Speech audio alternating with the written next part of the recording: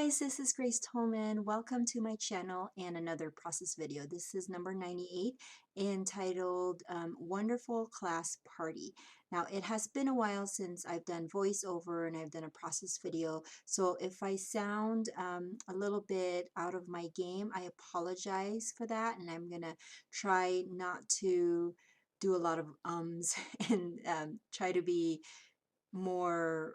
better with explaining things. See, I'm already messing up and it's just the beginning. Anyways, it is interesting. It is this layout is going to be posted at the end of July, and I am scrapbooking some Halloween pictures. Hey, when you are a scrapbooker that is not really caught up and that you have a lot of layouts to do, you tend to do seasonal pages whenever you can. So I hope that you don't mind having a Halloween themed layout on during the summertime.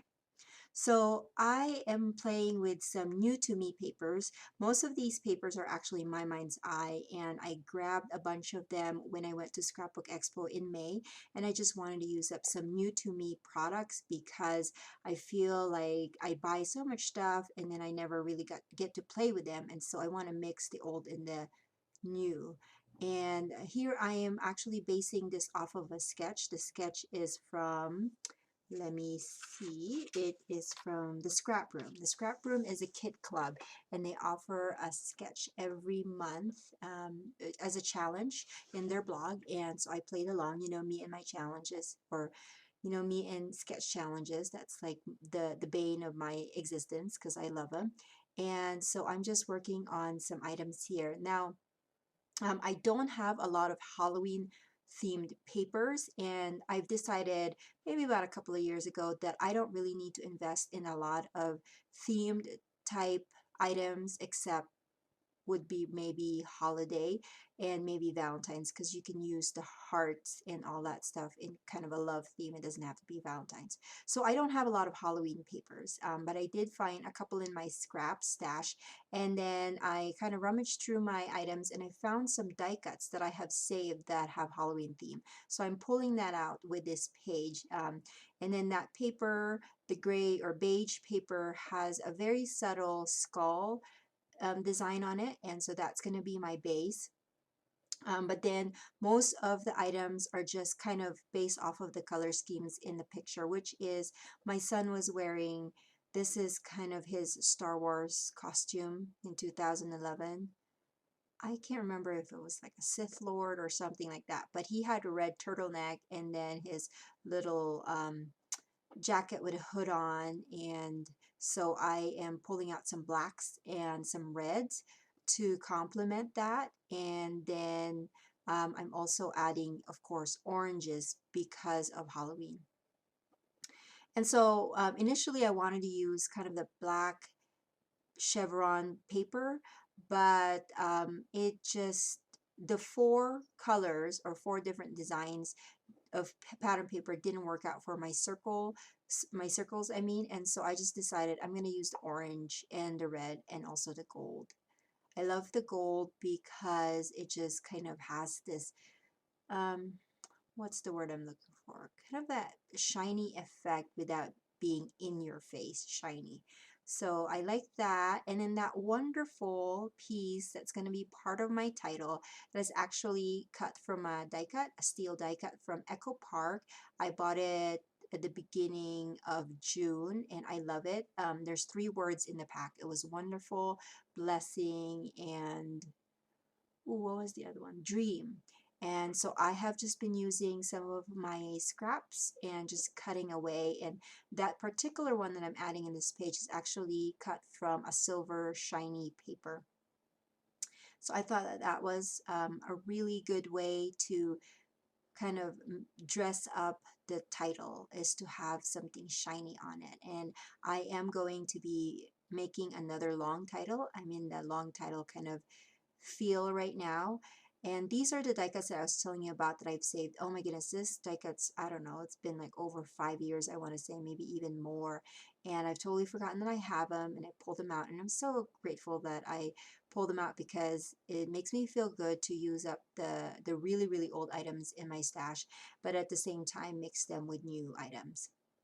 So that owl one, I chose that particularly because it had that silver kind of treatment with the owl. It has the shiny silver on it, and so I'm going to put that connected with that wonderful just to kind of tie that in there. And I'm using a bunch of these die cut shapes as layers for my photos, just to of course use them up, but then at the same time add that little bit of interest on the page without causing too much more design conflict.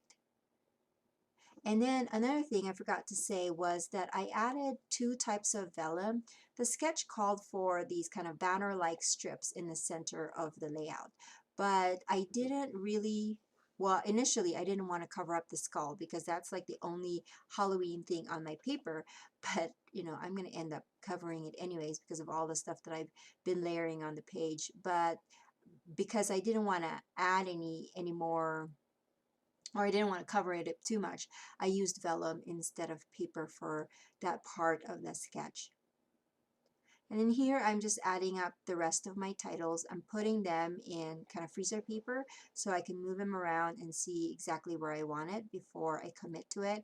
And I don't think I've adhered anything yet on my page, so that's gonna be really soon here. But as you can see, I kind of like to just put everything on my page and move things around before I commit to anything.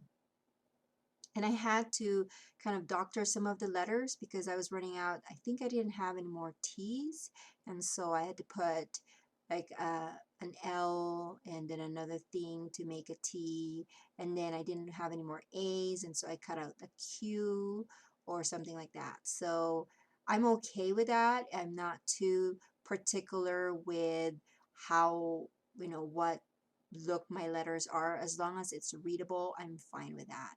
And I'm using the back side of a pattern paper to as my white cardstock just to map my photos. I do that all the time. If you've watched my videos before, you know that that's how I mean, that's my white cardstock basically, is the back side of pattern papers, because I have a lot of stacks, and so this is the great way for me to use up my stash.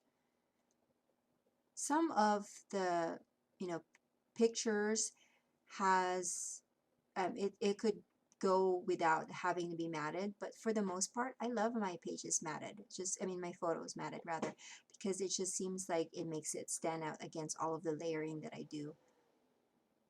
So here I'm committing with my design. I'm going to adhere that paper.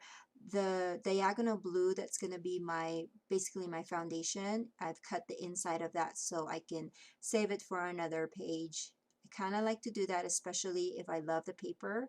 But lately, I did a couple of pages this past weekend, and I had some cardstock, and I just decided I wasn't going to cut out the centers of them because it's cardstock, and I have a couple of those, or I have maybe not even just two, maybe even more than, maybe about 4 or 5 of each of the colors in my stash, so I don't really need to save all of them because I'm at the point now that seems like my scrap stash is just as much as my actual paper stash. So it's kind of embarrassing to say that I just cut out a little piece and then I put it in a scrap. So I'm being very conscious now of how I use things, and you know, sometimes it's better to save, but then there are also times where you just gotta let it go and just put it in the trash. So that's what I've been thinking about lately. So anyways, let's go talk about the pictures. So like I said, these are Halloween pictures. This is actually pictures from a class party that my son had back in 2011. So let me see. He is now 13, so he must have been like fourth grade maybe, or third grade.